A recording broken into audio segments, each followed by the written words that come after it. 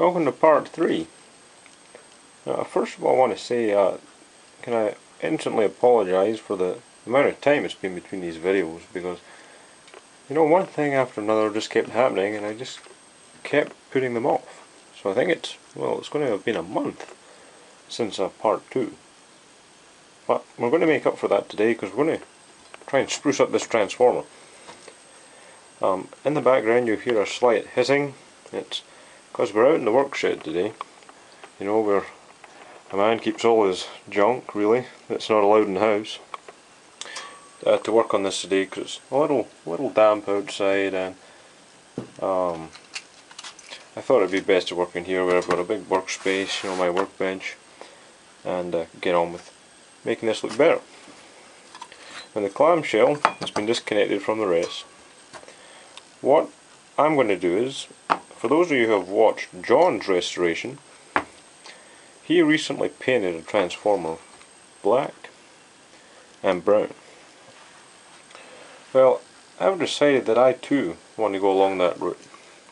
What I've done is I've bought these small cans of paint, 100 mils in each one, to paint the transformer.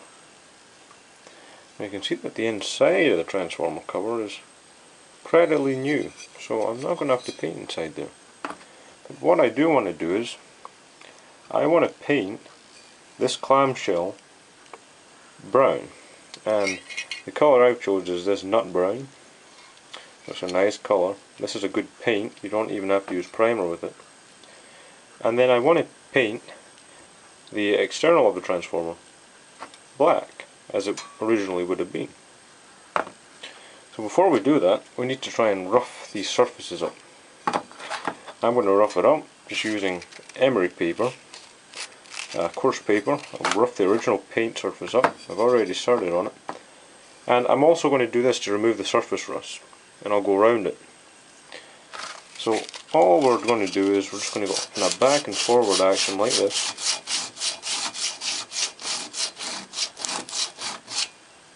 And get it back, not to bare metal, but certainly rough the surface up so that the paint, I know it says it doesn't need primer, but I still want to give it a helping hand. So we'll get that done. The temperatures here have taken quite a fall. I think outside we are at about 8 degrees Celsius just now, which, I'd have to guess is somewhat, 45 degrees Fahrenheit. So I've got my little gas heater on, which quite a good little thing actually. It runs on butane gas. You just get your small cylinders and you put them inside it, pop the switch down, ignite it, and you get instant heat.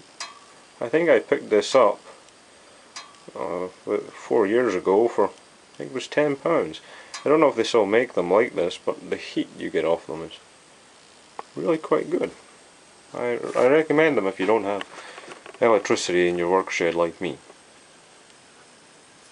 Okay, so as agreed, the clamshell is going to go the nut brown.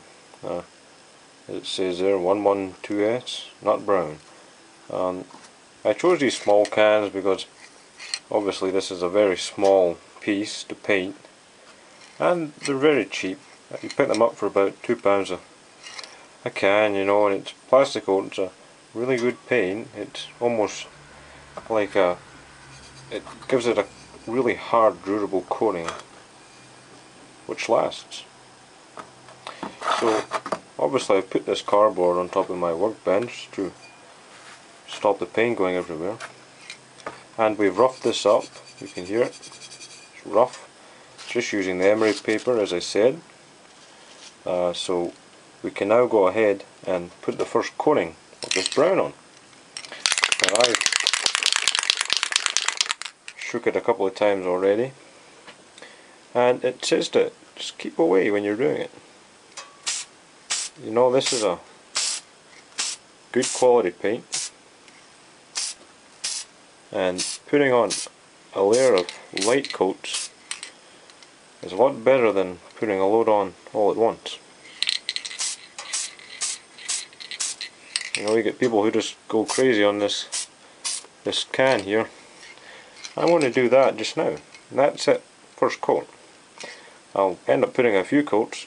For those of you who haven't seen this, this is ideal for all things, wood, metal, paper.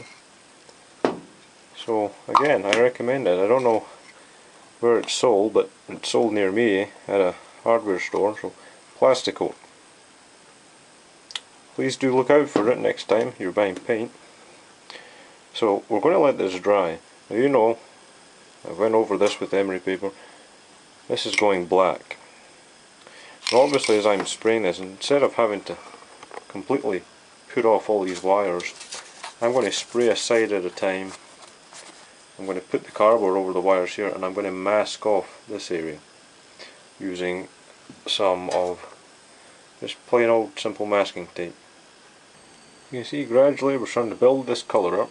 This has had a few coats now, and it does say on the can that, you know, they'd like to leave it a full 24 hours. However, it's safe to touch and move around after an hour. So that's probably what I'll do. I'll be able to put it together and let you guys see it. Or I may leave it to tomorrow and then show you the paint. I haven't quite made my mind up yet. I'm going to give this another little coat. All I've been doing is using this piece of cardboard. I've just been tucking it behind like so, and then painting it. Make sure I have the right colour here. And then I've just been painting it in light coats again. The problem with this paint is it doesn't like going in these grooves so much. So what I've been doing is, after painting, I just give it a quick run over with my finger and I equalise all that paint out, and it goes into those grooves surprisingly well. Unfortunately, because this is made up of lots of sheets of metal, they're all at different levels, but I still want the grooves to be noticeable. I don't want the paint to just hide them over. So by just going over with my finger like this, that should help me accomplish that. So I'm probably going to give this another few coats, going over it like this. You know, I'm leaving about half an hour between each one. And when it's done, I'll come back and let you see the finished product. Well, it's the next day, guys, and we ended up leaving this paint for the full 24 hours as the can told us to. So now the paint's obviously very hard. Being an enamel paint, it's almost like a porcelain finish you get on it, which is really nice. And obviously very hard wearing and resistant to heat. Not that this would ever need it, but this is safe, I believe, to 60 degrees Celsius, this paint. If a transformer ever gets to that heat, there's something majorly wrong. I think we'll all agree. So this is the finish we've ended up with on top. Now at the moment, the black finish is a little rough, and deliberately so. What I do is, I get very fine paper, sandpaper, I go over that, and then I use a toothbrush, believe it or not, and I brush the toothbrush over, and it gets rid of all the crud that builds up in between the plates when we're painting. You can see that there's still, I did do one last little touch up with this, hence the pain on my hand today, but that was a few hours ago. This has been left to harden up completely, so there's no worries about touching this. It's very hard now, and I think it looks really good. You can remember that the original transformer was black inside. I've just left it black inside. I didn't see the purpose in painting the entire thing inside and out. But obviously when we get our fixing screws in, this will be secured onto the chassis. We'll polish these bits up. I just left it on the two cans to dry and not to affect the wires. So before we wrap up this video, there's one last thing we need to cover. Now our good friend Tom, in the last video, asked me if those wires were very brittle. And I went back and watched the video, and rightly so, they do seem to appear extremely brittle in the video. So if you give me a moment, I'm going to put this on its side and show you how we're going to make them not look so brittle. So as you can see, like Tom thought, these wires look extremely brittle.